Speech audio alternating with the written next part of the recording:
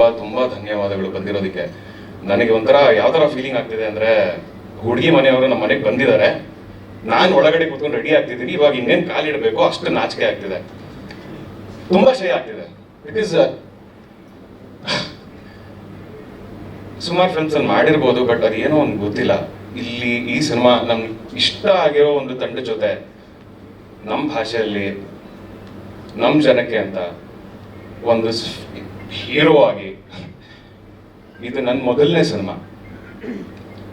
So ತುಂಬಾ excitement ಇದೆ, ಅಷ್ಟೇ ಭಯ ಕೂಡ ಇದೆ. ಬಟ್ ಒಂದು ವಿಷಯ ಹೇಳೋದಕ್ಕೆ ಇಷ್ಟಪಡ್ತೀನಿ, ಈ ಒಂದು ಹಾಡಲ್ಲಿ ಏನೋ ಒಂದು ಎನರ್ಜಿ ಇದೆ.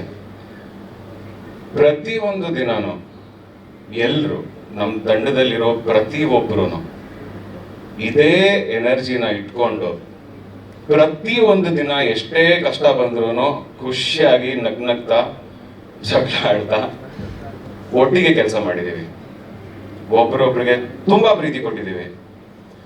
ಅಂಡ್ ಐ ಥಿಂಕ್ ಈ ಹಾಡಲ್ಲಿ ಆ ಎನರ್ಜಿ ತುಂಬಾ ಚೆನ್ನಾಗಿ ಕಾಣಿಸ್ತಿದೆ. ಅಂಡ್ ಬಕೇಶ್, ಥ್ಯಾಂಕ್ ಯು ಈ ಹಾಡನ್ನ ಇಷ್ಟು ಚೆನ್ನಾಗಿ ಹಾಡಿರೋದಕ್ಕೆ.